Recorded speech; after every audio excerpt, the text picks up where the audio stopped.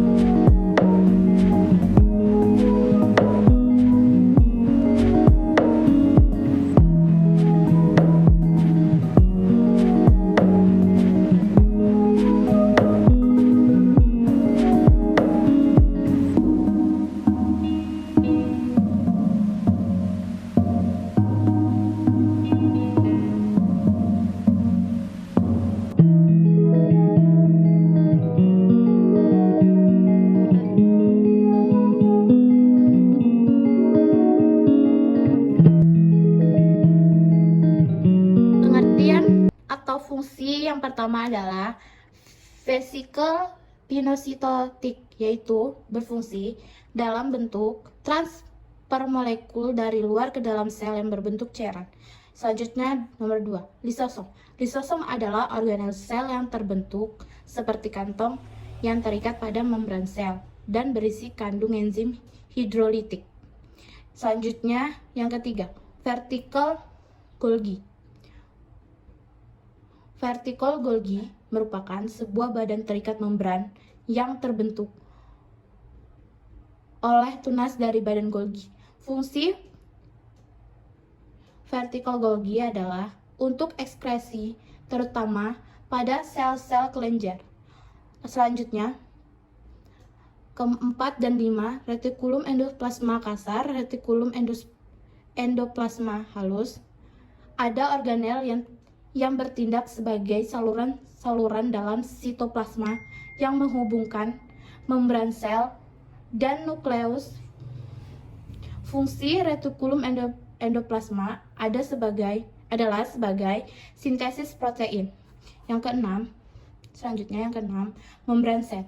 Membran sel merupakan bagian sel yang berada paling luar yang tersusun dari unsur protein atau lipoprotein.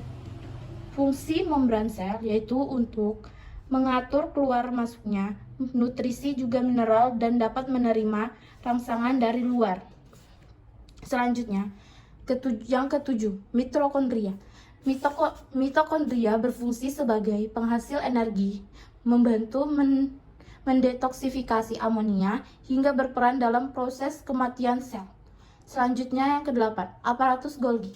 Aparatus Golgi merupakan kantong pipi bertumpuk yang tersusun dari ukuran besar hingga ukuran kecil dan terikat membran. Fungsi aparatus Golgi yaitu untuk memproses dan mengolah protein. Selanjutnya yang ke-9, nukleolus. Nukleolus adalah salah satu organel sel yang tertenta pada inti sel atau nukleus. Fungsi nukleolus yaitu bertanggung jawab dalam pembentukan protein dan juga merakit subunit yang membentuk ribosom. Yang ke-10 ada nukleus.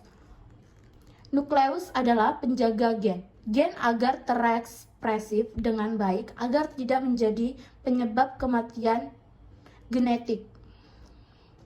Nukleus adalah tempat untuk mengkoordinasikan pembelahan sel seperti replikasi dan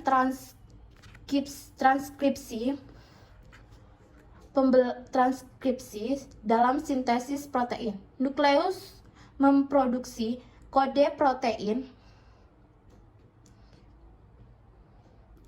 yang berguna untuk proses metabolisme seluler.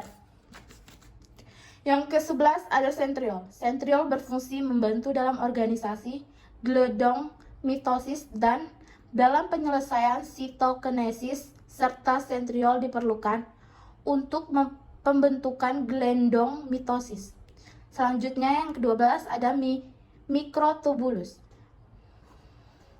Mikrotubulus memiliki fungsi sebagai sabuk dalam sel dan memindah vesikel serta butiran dan maupun organel mitokondria dan dapat melindungi sel-sel yang terdapat pada hewan.